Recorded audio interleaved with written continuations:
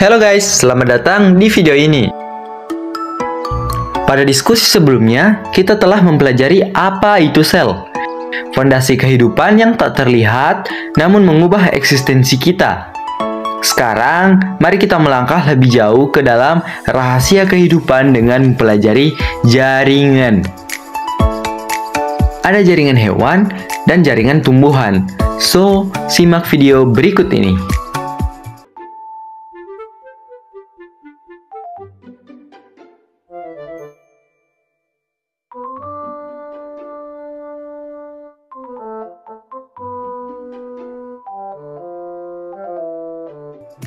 Pada saat diskusi sebelumnya, kita telah mengetahui bahwa ada perbedaan antara sel hewan dan sel tumbuhan. Pastinya, jaringan yang dibentuk pun pasti berbeda. Mari kita membahas tentang jaringan pada hewan terlebih dahulu. Jaringan yang dibentuk pada hewan ini memiliki fungsi yang berbeda-beda. Di antaranya yaitu jaringan epitel, jaringan syaraf, jaringan otot, dan jaringan ikat. So, mari kita bahas satu persatu. Jaringan epitel.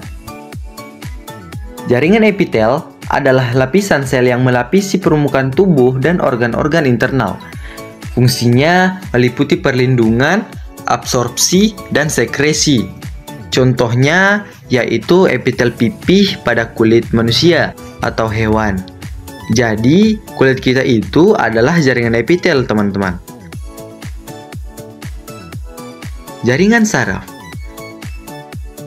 Jaringan saraf terdiri dari sel saraf dan sel pendukung. Fungsinya adalah mentransmisikan sinyal listrik dan memberikan kontrol terhadap fungsi tubuh. Sistem saraf terbagi menjadi sistem saraf pusat yang terdapat pada otak dan sumsum tulang belakang.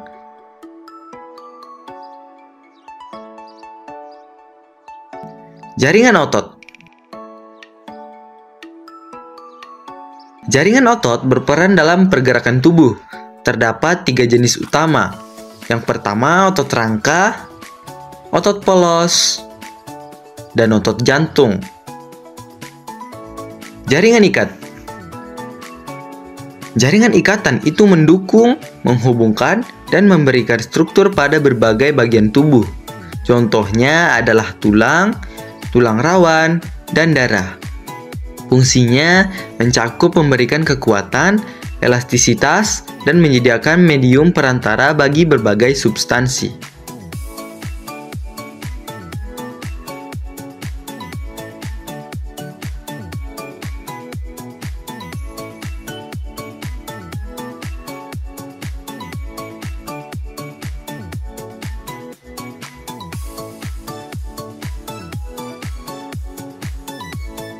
Sekarang, mari kita membahas jaringan yang ada pada tumbuhan.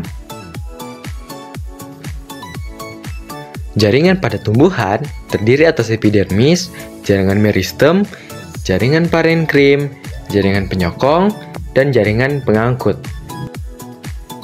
So, mari kita bahas satu persatu. Jaringan epidermis. Jaringan epidermis adalah jaringan yang paling luar pada tumbuhan, berfungsi melindungi jaringan di dalamnya. Jaringan parenkrim. Jaringan parenkrim tersebar hampir di seluruh tubuh tumbuhan. Untuk jaringan parenkrim pada tumbuhan terdiri atas jaringan tiang dan jaringan spons. Jaringan parenkrim mengandung klorofil yang berfungsi untuk berfotosintesis.